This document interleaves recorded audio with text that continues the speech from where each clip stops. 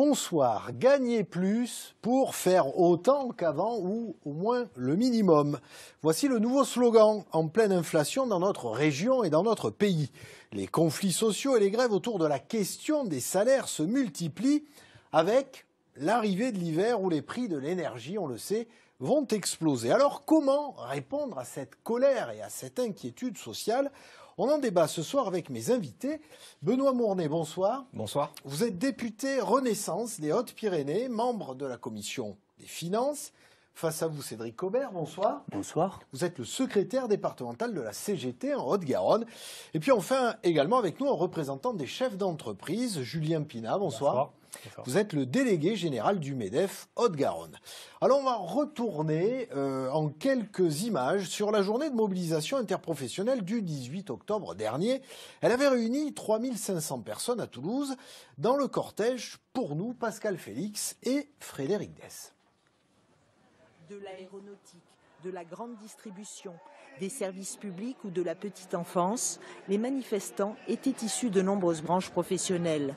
Mais ils réclamaient tous la même chose, des revalorisations salariales. Tous les salariés de ce pays ne peuvent plus vivre avec les salaires qu'on leur verse. Et donc aujourd'hui, moi je pense que je manifeste aussi un soutien par rapport à Total, tous les salariés de SO Total qui sont en grève également. Des manifestants motivés et nombreux. La CGT affirme en avoir compté 9000 aujourd'hui, contre 6000 il y a un mois, lors de la précédente manifestation pour les salaires. Je lutte pour les retraités, pour les ouvriers et pour les RSA et pour les chômeurs. Aux abords du cortège, beaucoup d'observateurs attentifs. Totalement leurs revendications. Mais c'est vrai que ces temps, ça compte beaucoup. Les petits centimes, ça compte beaucoup pour le petit porte-monnaie. C'est beau, hein, c'est un beau défilé. Et il y avait longtemps qu'on n'en avait pas eu un comme ça. Et en ce moment, c'est nécessaire. Et vous n'avez pas souhaité défiler avec eux? Je défile, mais je prends aussi des photos. Moi, je suis retraité, donc j'ai un peu plus de temps pour prendre du recul. Eh bien, prendre du recul, c'est ce qu'on va essayer de faire ici aussi. Alors, elle a marqué un point de départ pour un mouvement d'ampleur, cette journée, ou alors le mouvement a fait pchit, selon vous, Cédric? C'est ni un point de départ, ni un point d'arrivée. Cette journée, elle est significative de ce qui se passe aujourd'hui dans les entreprises. Les préoccupations des salariés, c'est de pouvoir non plus atteindre la fin du mois, c'est de pouvoir dépasser le 10 avec leur salaire, tellement les salaires sont bas. Et donc, il y a des mobilisations dans tous les secteurs, privés, publics, dans à peu près toutes les boîtes. Il se passe aujourd'hui des mobilisations sous différentes formes. Et la manifestation dans la rue, c'est une façon de le montrer. Se rassembler. Voilà. La vie est chère pour les salariés, mais elle l'est aussi pour les entreprises, non, Julien Pina? Tout à fait, tout à fait. Là, on enchaîne les crises depuis un certain temps, que ce soit la crise de l'augmentation des matières premières, l'inflation galopante. Vous le verrez, on a une situation au niveau des entreprises qui est très hétérogène en fonction des entreprises. Le chef d'entreprise, je tiens à le rappeler, est le premier au contact des salariés. Donc on est très sensible à la situation des salariés. C'est pour ça qu'on est dans la négociation du temps long. On n'a pas attendu les manifestations, on le fait au fur et à mesure. On peut voir Airbus qui a déjà augmenté les salaires. On a des accords de branche qui se profilent. Sur le secteur HR également, on a eu de fortes augmentations de salaires pour réaligner la grille de salaire par rapport aux enjeux de l'inflation et surtout pour plus attirer les salariés. Alors, le gouvernement essaie d'éteindre l'incendie à coups de primes. Le monde du travail réclame une augmentation générale. Qu'est-ce que vous répondez à cette citation du patron de la CGT, Philippe Martinez, Benoît Mournet? Bonsoir à tous. Merci pour cet échange. Ce que nous voulons, c'est du travail pour tous et du travail qui paye. Ce soir, moi, je ne suis pas venu pour vous expliquer que tout va bien, mais vous dire qu'on ne reste pas les bras ballants. L'objectif qu'on doit atteindre, parce qu'on subit un choc très important d'inflation, vous l'avez dit dans votre reportage, c'est l'indépendance énergétique. On n'y arrive pas en 5 minutes.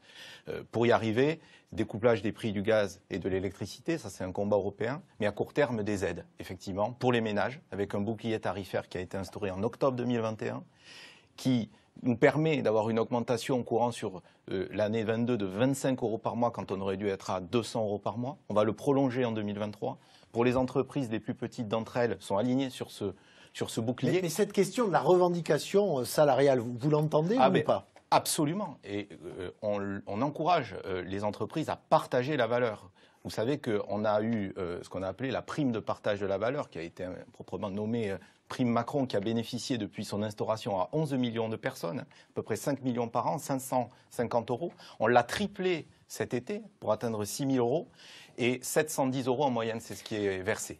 Alors, on a cité Airbus à l'instant, qui donc a prévu de verser une prime de 1 500 € brut à ses salariés. Airbus refait à nouveau du bénéfice. Elle participe, il est bien distribué ce bénéfice ou pas? Pour Suffisamment, les salariés, selon vous? tout ce qui a à prendre, on le prend, Oui, parce qu'on n'a ça, pas je le me luxe doute, de oui. refuser. Mais enfin, ce que vous expliquez là, les boucliers tarifaires, c'est pas ça dont on a besoin. On n'a pas besoin de payer des aides avec nos propres impôts pour que les impôts nous reviennent après avoir été ponctionnés par les entreprises. C'est pas ça dont on a besoin. On a besoin d'augmentation massive des salaires. Contre la vie chère, il n'y a que ça. Et je pense que les entreprises aujourd'hui, surtout aujourd'hui, depuis les rapports qui sont sortis ce matin, montrent que quand même les profits ce sont des records historiques de profits. Il n'y a jamais eu autant. Les dividendes ont augmenté de 33%, je crois, sur le deuxième trimestre, pendant que les salaires diminuaient de 3% sur la même période pour les salariés. Donc on a un problème grave. Je ne sais pas ce que vous faites, mais il n'y a rien qui fonctionne, en tout cas, puisque ce qu'on voit, c'est que le pouvoir d'achat des salariés est en train de dévisser. Et ce n'est pas du 5-6%. Hein. Attention, ni du 7. Quand on passe au supermarché, c'est 30 ou 40% d'augmentation du caddie. Par rapport à ça, pour le moment, le gouvernement ne fait pas grand-chose et les patrons maintiennent les salaires bas. Parce qu'il y a des boîtes qui marchent bien quand même. Est-ce que selon vous, le bénéfice est suffisamment redistribué actuellement? Les entreprises redistribuent quand elles le peuvent. On a une situation sur le terrain qui est très hétérogène. On a une augmentation qui est à peu près de 4,4% au niveau national. Est-ce que c'est suffisant? Non, mais on a une situation, et on l'a rappelé sur la crise de l'énergie, qui est très préoccupante. C'est notre grande inquiétude aujourd'hui parce qu'on a un sujet de réindustrialisation et on voit le coût de l'énergie qui est 3 fois supérieur à la Chine ou aux États-Unis, donc ça nous préoccupe. On a des entreprises qui sont très impactées par ces questions-là. Du coup, on a des augmentations qui sont adaptées en fonction des entreprises. Des chefs d'entreprise sont très vigilants à pouvoir augmenter ou à donner des primes quand ils le peuvent aux salariés. Et on estime que, et on sait que l'année qui arrive en 2023 est cruciale parce qu'on sait qu'on va avoir une augmentation qui devrait être, par rapport au chiffre de la Banque de France, de 5,5% d'ici l'année prochaine. On a 52 branches qui sont aujourd'hui en train de négocier et on le négocie avec les syndicats de salariés, dont la CGT fait partie. Oui, mais vous pas tout le temps rien d'accord. quand même. Ouais. Aussi, on donne. Récompenser les salariés comme on récompense les actionnaires, ça faisait partie des promesses de campagne d'Emmanuel Absolument, Macron. le dividende salarié. Quand même, je vous réponds d'un mot. Les salaires ont augmenté cette année de 4,7% en France et l'inflation est contenue. L'inflation est contenue à 6 quand on est à 10 dans l'Union européenne grâce aux mesures d'aide et aux mesures de bouclier qui ont été prises. Ce que nous voulons, et moi dans ma circonscription encore ce week-end, je rencontrais un chef d'entreprise, Barcos pour ne pas le citer, il me dit moi je gagne de l'argent, je veux le partager.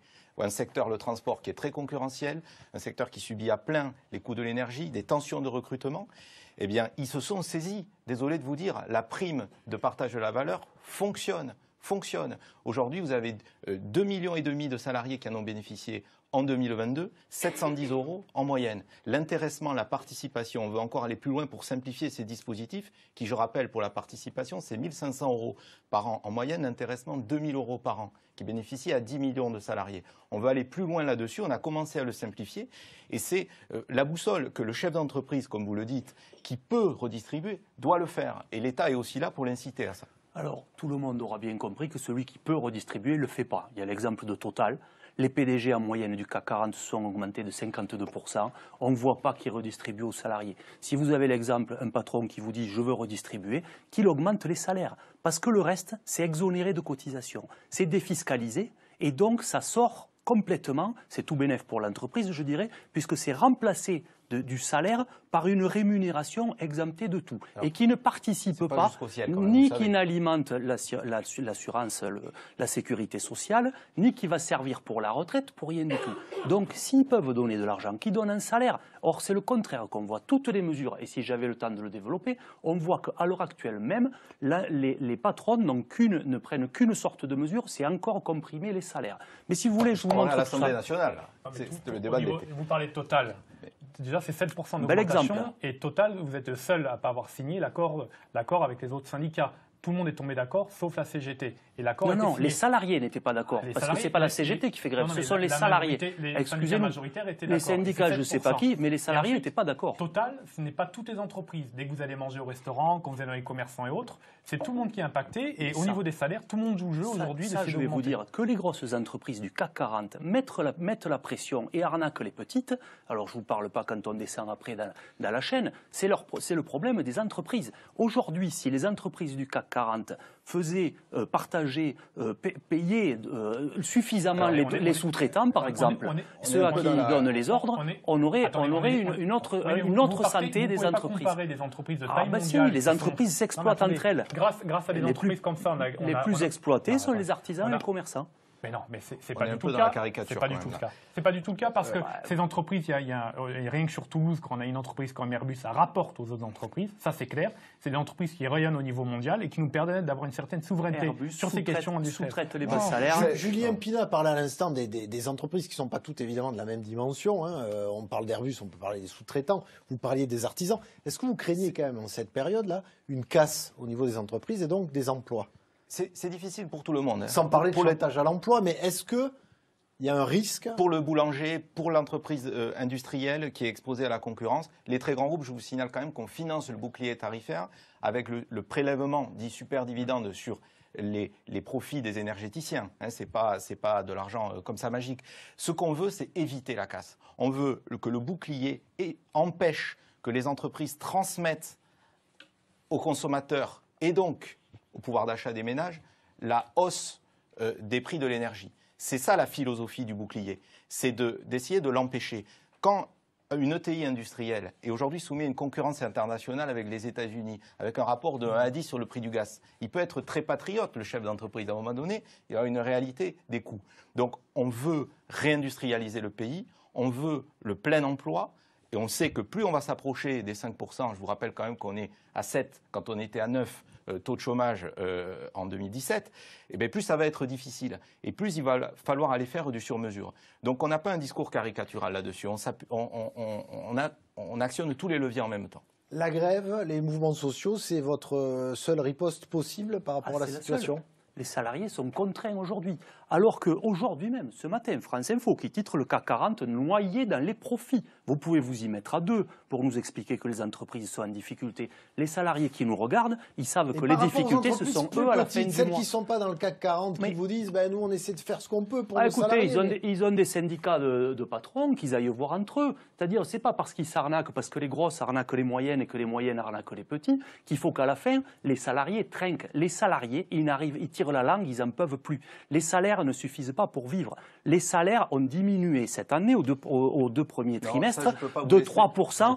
Mais bien sûr, quand on compte l'inflation, vous pouvez expliquer comme vous voulez. C'est comme ça. Et on le sent chaque fois qu'on passe à la caisse. On le sait. Merci d'ores et déjà de nous avoir livré vos points de vue. Alors, on le voit irréconciliable pour le coup, ou du moins pour l'instant. On va suivre ce long hiver économique qui va débuter. Mais chez nous aussi, le compteur tourne, comme on dit, et il est déjà 18h53 sur France 3 Occitanie. Et comme tous les soirs, vous le savez, l'information de proximité se poursuit sur votre chaîne régionale.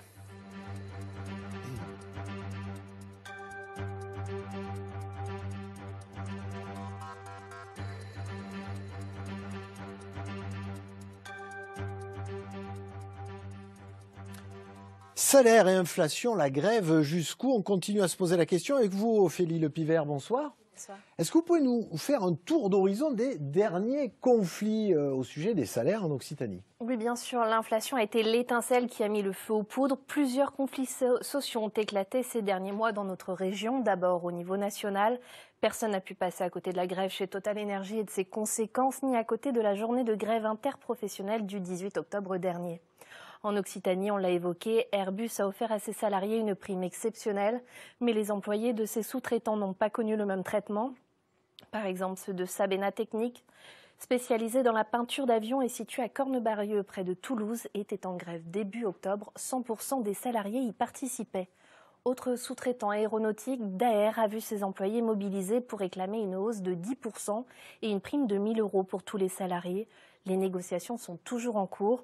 En 6 mois, il y aura eu plus de grèves que pour l'année 2022 et dans les 3 quarts des cas, la revendication principale, c'était l'amélioration des salaires.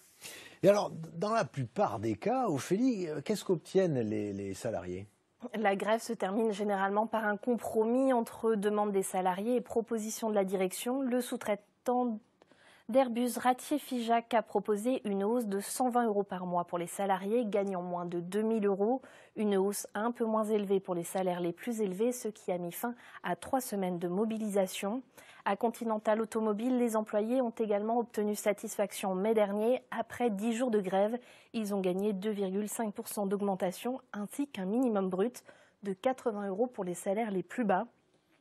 Ça, c'est quand la grève fonctionne, mais ce n'est pas toujours le cas. À Bagnères de Bigorre, les salariés de Pommier, une entreprise de matériel de distribution et de commande électrique, ont fait 60 jours de grève en vain. Ils demandaient 5 % d'augmentation. Merci Ophélie. Et je me retourne à nouveau vers nos invités, évidemment, et vers vous, Julien Pina. Est-ce que vous craignez une amplification de ces grèves et de ces mouvements sociaux dans les jours, les semaines, les mois qui viennent ? Vous savez, on est au combat en ce moment. On est au combat pour tous les sujets que j'ai indiqués tout à l'heure, que ce soit sur la crise énergétique, l'inflation. Enfin, là, on est au niveau du MEDEF, même les autres syndicats patronaux, on est très sollicités par les chefs d'entreprise qui sont de fait inquiets par la situation. On n'est jamais inquiet de négocier. On est toujours en négociation avec les autres syndicats, même salariés. Vous avez pu voir ça aboutit quand on arrive à se mettre autour de la table. Nous, ce qu'on valorise toujours, c'est la négociation. C'est pour ça que les syndicats existent, c'est pour ça qu'on se voit, c'est pour ça qu'on échange. On n'est pas toujours d'accord, mais malgré tout, on se met autour de la table et on travaille ensemble. Alors, on va regarder ce chiffre. C'est un sondage fait par la Fondation Jean Jaurès. Alors, on l'interprète un peu comme on veut, mais 58% des Français se disent mécontents, mais pas forcément en colère. Est-ce que, Benoît Amournay, vous redoutez un mouvement social de plus grande ampleur, type Gilets jaunes ? Nous agissons. Je n'ai pas aimé la manière dont vous opposez les grands groupes aux PME ou aux sous-traitants, aux TPE, parce que c'est une chaîne de solidarité, on a besoin de tout le monde dans la société. Vous voyez, même ceux qui sont aujourd'hui exclus du marché du travail, on veut aller les chercher, et la solidarité nationale, elle s'exerce pour tout le monde. On veut réindustrialiser. On veut qu'il y ait le plein d'emploi sur l'énergie, qui est notre sujet, parce qu'aujourd'hui c'est ça qui provoque cette inflation galopante.